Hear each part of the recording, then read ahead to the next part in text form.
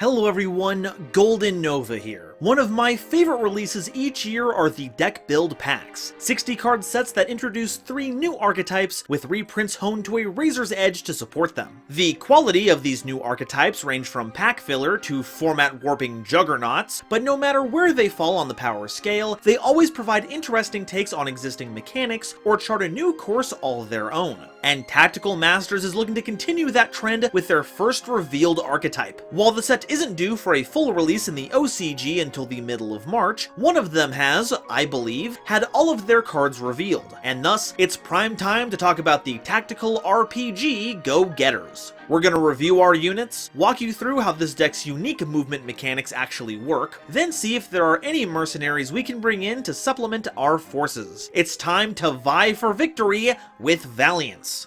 But before we continue, a quick reminder to please like and subscribe if you've enjoyed my content so far. We're on the road to 100,000 subscribers, and the first stop on our trip is 20k, which means we're incredibly close to unlocking Yusei Explained, where we'll be covering junks, Stardust, and whatever other cards can help us rev it up. We've also got our Discord, where I'm forced to see this clip every once in a while.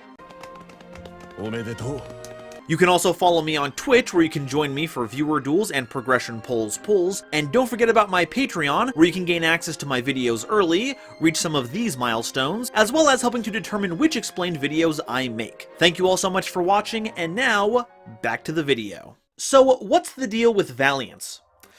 Okay, strap in folks, we've got a lot to cover. So, on the surface, they're an archetype comprised of water spellcasters and fire machine pendulum monsters. Each side has a level 2, 4, 6, and 8 monster with a level 10 fusion. But the main deck monsters all have a scale of 1, with only the fusions having a scale of 10. So how do you summon them without resorting to fusion summoning first? Play generic pendulums with higher scales? Well, you could, but that would be missing out on one of the deck's primary gimmicks. Remember in old Yu-Gi-Oh when the designers really wanted to make column management a thing, and then that fell through, so all of those mechanics got shelved until they could implement them when Links came out? Well, Valiants are the next step in that design space. No longer are you restricted to only moving left and right along the monster zones. You can also move across the spell and trap zones too. Yup.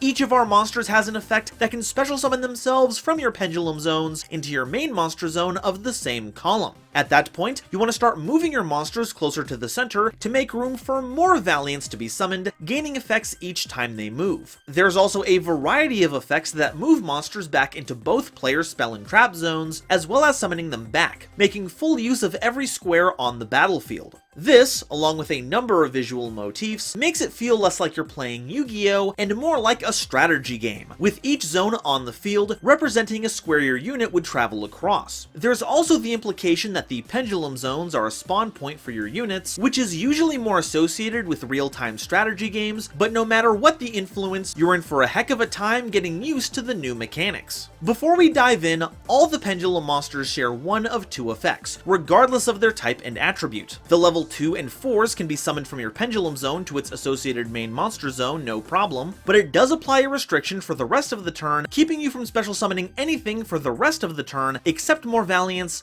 and any monster from the extra deck. So it's kinda like the Drytron restriction, but now it's extended to restricting main deck monsters, as well as summoning anything from your grave, banished zone, even non-Valiant monsters in the spell and trap zone, which is something relevant to keep in mind. Meanwhile, the level 6 and 8s can only special summon themselves from the pendulum zone if you already control a Valiant of their attribute, or if their associated field spell is in play. Another tactical game flourish that mimics the idea that you have to build up to your bigger and better units. But bonus, it does not put you under any kind of summon lock. Shinonome, Priestess of the Valiants, is a level 2 monster with 500 attack and defense, and as a monster, once per turn, if they were special summoned to the field, you can add a Valiant spell card from your deck to your hand, which at the moment is only going to be one of your field spells. And if moved from one monster zone to another, you can add a Valiance monster from your deck to your hand, something the field spells sadly do not help with, so you'll need another Valiant to help it along. But as it turns out, in the deck that wants you to move cards across columns, we don't have many effects that do that. We have 2 main deck monsters for it, and while both our fusions can, it's only as their pendulum effect, and only one of them inherently sets themselves in the pendulum zone when destroyed, so folks, I don't know if I really believe it myself, but you might want to start buying some CyberDark Impact stock, because Senate Switch is about to become a hot commodity. The first time anyone said anything like that about Senate Switch. Seon, Archer of the Valiants, is a level 4 monster with 1100 attack and defense, and once per turn, if they were special summoned, they can target an effect monster on the field. On resolution, you toss a coin, and if it's heads, their effects are negated. If tails, its current attack becomes halved. Neither of which fall off at the end of the turn, by the by. And if moved from one main monster zone to another, you can target any card on the field and flip a coin. If the result is heads, destroy it, and if it's tails, return it to the hand. Yeah, that's right, coin tossing effects are here, and spoilers, this isn't the only chance-based effect we'll be seeing. I think this is another nod to the theme's video game influence, with the coin toss replicating a random number generator to determine success. But the cool thing here is, no matter what it lands on, Seon does get you something. Its ignition effect is always a debuff, you just don't know which one, and its movement trigger is always removal, you just don't know which one. So congrats on being the first unironically good coin toss card in all of Yu-Gi-Oh! I'm sure Bandit Keith's esport label, Bamboozled, will be reaching out soon.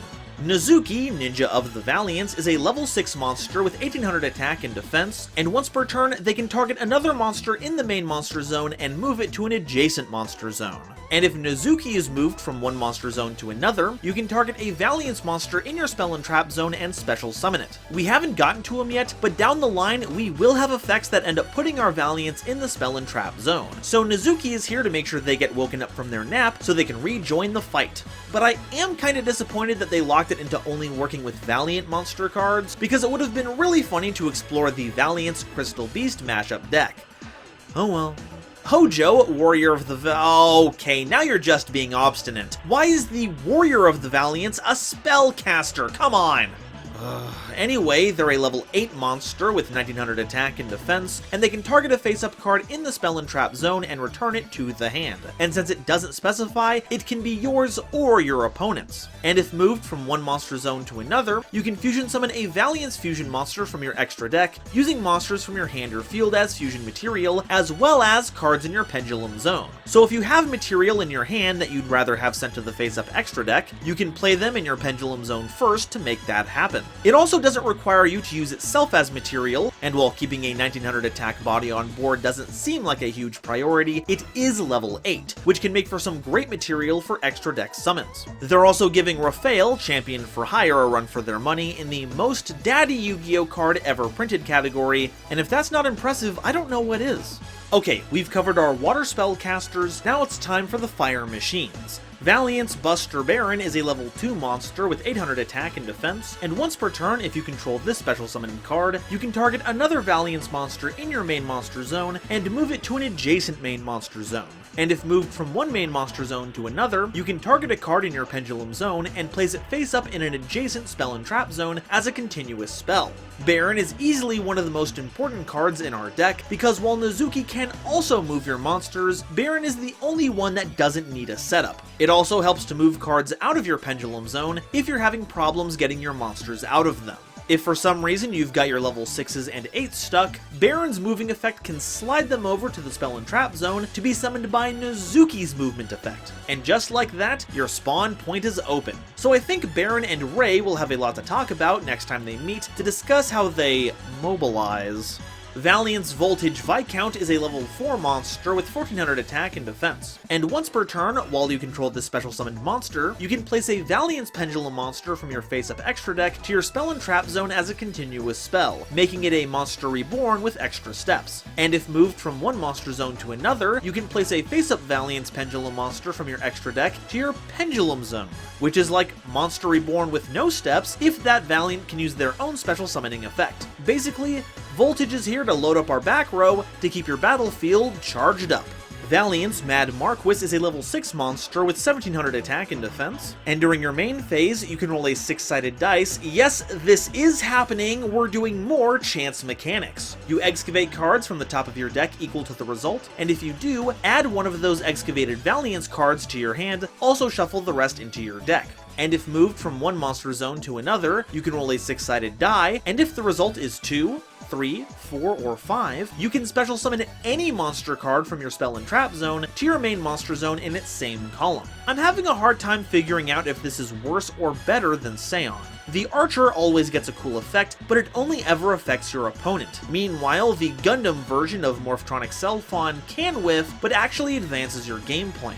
But hey, Snipe Hunter is one of the most feared cards in early formats, and Marquis's move effect has the exact same odds of success. And with that assessment, I'm not going to factor in any other information that might provide context. Valiant's Dominator Duke is a level 8 monster with 2000 attack and defense, and they can target a set card in the spell and trap zone, and it can't be activated that turn, which is great for either locking down or forcing out hard negation like the Solemns. And if moved from one main monster zone to another, you can target a face-up monster in your opponent's main monster zone and take control of that face-up monster, but it can't declare an attack or activate its effects, and it's treated as a Valiant's monster. This makes Duke very analogous to Crackdown, right down to the fact that it doesn't return control at the end of the turn. But in this case, there's no continuous trap that shuts the effect off if destroyed. And even though you can't use that monster for attacking or its effects, it can still apply any continuous effects, and it makes great extra deck summoning material, especially with them counting as Valiants. It's a real dirtbag move to snipe other teams' players to add to your own, but hey, all's fair in love and war games.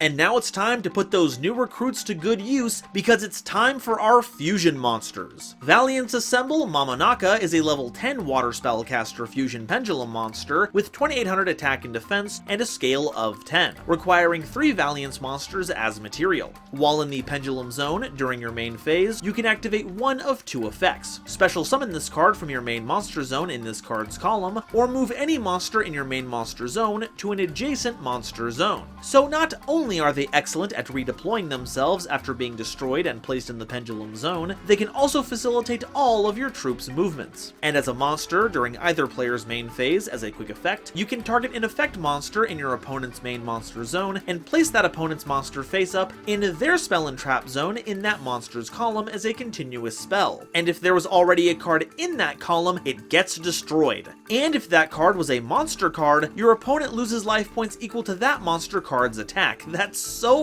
wild. And if destroyed by an opponent's card, you can place this card in the pendulum zone. So now your opponent is going to have to play around you like you're a Mech Knight pilot, because you don't want to give your opponent free back row removal. And even if you don't end up smashing something with that effect, placing your opponent's monster in the spell and trap zone like that is basically removal. They don't get to keep any of their effects while back there, and unless your opponent has their own way to summon from the spell and trap zone, something we'll get into in a bit, it's gonna be stuck there taking up space where it can't be interacted with. It's also devastating in the mirror match, as the second they summon a monster out of the pendulum zone, you can set them right back as a continuous spell. So now they can't move up, and cards like Baron can't move them aside, because they technically aren't in the pendulum zone. It only counts as that when a card is placed there as a pendulum spell. Boy, that's a mouthful. So not only does it block your pendulum zones, it also blocks your back row lane, which kinda sounds like a MOBA? Wait a sec, did they secretly give us the League archetype? Oof, I can feel the old Heimerdinger impulses rising. Valiant's Genesis Grand Duke is a level 10 Fire Machine fusion monster with 2500 attack and defense with a scale of 10, requiring 2 Valiant's monsters as fusion material. Though you can also special summon them from your face down extra deck by attributing a level 5 or higher non-fusion Valiant's monster in the same column as an extra monster zone. So you can move one of your big monsters all the way over to that zone so you can call King Me, but you can also steal a monster with Duke, and if its level is high enough, it's fair game. As a pendulum spell, it has all the same effects as Momonaka, though I would like to reiterate that Grand Duke can't set itself in the pendulum zone when destroyed. As a monster, if special summoned, you can target a monster in your opponent's spell and trap zone, return it to the hand, and if you do, inflict damage to your opponent equal to that monster's attack. Then Grand Duke gains attack equal to half the damage dealt. So now you don't even have to worry about your opponent lining up their cards for Momonaka to smash them. While your opponent gets the bounced monster back, you deal the same burn damage, and the base 2500 Grand Duke gets even bigger. The downside is that afterwards, they're just a big bungus, so they're good for swinging in, but not much else. You could certainly try to use it as Gustav material, it certainly fits the burn theme, or you can link it off. And while you can't pendulum summon it back since these scales aren't quite big enough, Viscount can put it back in the pendulum scales from your face-up extra deck. I've gotta say, this Grand Duke rules. Okay, now it's time for our field spells. No other support needed, it'll only clog up our back row. Our first one is Valiant's World Shinrabansho, which is the one associated with our water Valiants. So if this is on board, you can special summon your water level 6s and 8s from your pendulum zones. When activated, you can place a Valiant's field spell from your deck to your opponent's field zone, except another copy of Shinrabansho. And if there are 2 cards in the field zone, the turn player can target a monster card in their spell and trap zone, and special summon that target to the main monster zone in the same column. Note that it doesn't say the card has to be face up, so even if your opponent gets rid of what you gave them by setting their own field spell over it, you can still activate Shinrabansho. So now you don't have to rely entirely on Nizuki and Marquis to get your monsters out of your back row. But remember, this is an effect that can be used by the turn player, so whoever's turn it is can take advantage of this. Sure, this means your opponent can summon back a monster you sealed in the back row with Mamanaka, but hey, this means you both get to enjoy the mechanics, so they won't be bored game. Valiant's World Königweisen is a field spell that has the same effect as Shinrabansho, insofar as placing another Valiant's field spell card in your opponent's field zone when activated. It's also associated with the Fire Valiants, so you'll be able to special summon your level 6 and 8 Valiants with this on the field. And if there are 2 cards in the field zone, the turn player can target an effect monster in their opponent's main monster zone in the same column as a monster the turn player controls, and that player places their opponent's monster face up in their opponent's spell and trap zone in that monster's column as a continuous spell, and if there was already a card there, destroy it. Oh, okay. So this is basically the opposite of Shinrabansho, putting a monster your opponent controls in the back row rather than bringing yours forward, though there does have to be a monster in the same column as the one that gets put back, so at least it involves a bit of strategizing. Just remember that your opponent is just as able to use these effects as you, but you're in a much better position to take advantage of them. And hey, having extra back row removal ain't too bad either. And what I love is that because the field spells are usable by both players, your opponent's kind of forced to understand how Valiants work just in case they run into them. So they better Königweisen up.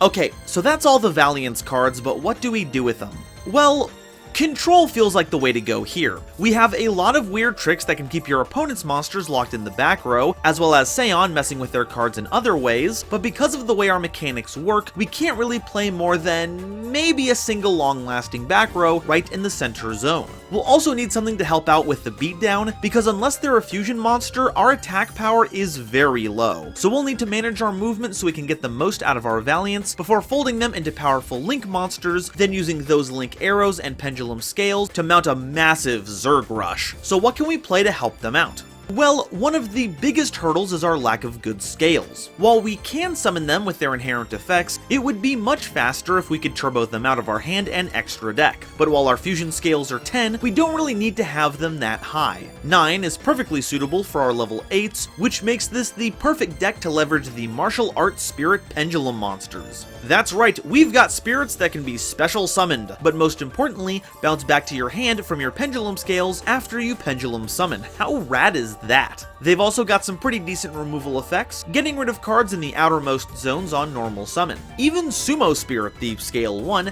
can be useful for its monster removal should you have your scales set. There's a wealth of pendulum named cards we can take advantage of here. In fact, this is probably the best deck to use Pendulum Paradox, since all our main deck monsters are scale 1, so it's a strong +1. Pendulum Fusion is basically Hojo's effect, but you can only use material on the field. But you still get to use cards in your pendulum zones, if you have 2 of them, and you can fusion summon any monster, so you can splash in some Odd Eyes to make Vortex Dragon. Pendulum Xyz is very similar, and doesn't even care about mismatched levels, so there are a lot of evenly ranked Xyz monsters at your disposal. And of course, if you have a card in your pendulum zone, you can search any of these fine options with Duelist Alliance. We're also going to need to leverage some great Link monsters to maximize our pendulum summons. Blackluster Soldier, Soldier of Chaos, can easily get its bonus protection with our huge monsters, is a Swiss Army knife of effects, and gives you 2 zones to work with. Aurora Dawn gives you some nifty zones as well, and tokens to work with, which you can use as removal or to get more Mecha Phantom Beasts. Verte Anaconda is easy to summon here, and DPE is a great tool for removing cards in your back row if they ever get in the way of your movements. Beyond the Pendulum is a new card that's a pretty neat searcher to get you your martial arts spirits, or any other monster in your theme if you've already got your scales live. And the Fire and Water Charmer links can give you some easy zones while also helping you get into your Link 3s if your opponent has the right cards in grave. As for a silly tech pick though, my money is on World Gears of Theological Demiurgy. They've got a huge body, are unaffected by other monsters' effects, and wipe the entire board. We already have big enough water spellcasters and fire machines, and if we add in the Karate Spirits, then we've got Wind Warriors as well.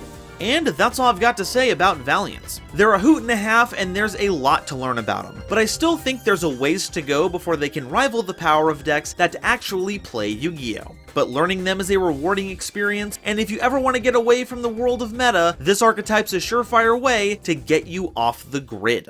But now, I want to hear what you all have to say. Do you think Valiants are the next big thing in gaming, or are they having more of a heated gamer moment? Let me know in the comments, and if you haven't already, please make sure to like this video to show your support, subscribe so you don't miss an episode, and share this video with someone you know who loves Yu-Gi-Oh! It really does a lot to help me out. Today's episode was brought to you by my lovely patrons, including this month's Nebula Navigators Adam Zajdel, Benjamin Meisner, Eric, Genesis Yu-Gi-Oh!, Gloomba331, Howling Zangetsu, John Manji, Panther J, Rebel King Lucifer, Shooting Star 3300, Sun Sorrow, The Wizard Moose, The Fresh Prince of Conair and Xander Wolfensberger, Cosmic Crusaders, Bear Sharktopus Studios, Serb, Chaz Ghost, Colin Todd, Manga Pages, RGS and the Legendary Raven, as well as the wonderful Starlight Explorers you see on screen now. If you'd like to see my episodes early, as well as be a part of these credits, please make sure to check my Patreon links in the description below to see if I have anything you'd like on offer. And if you want to see another deck that cares about its columns, check out this video I did covering Magical Muskets. And if you want to see two Yu-Gi tubers going at it, check out Noah Jenkinai's latest series, Progression Polls, where your voice shapes the format. Thank you all so much for watching, and I'll see you next time. Bye-bye.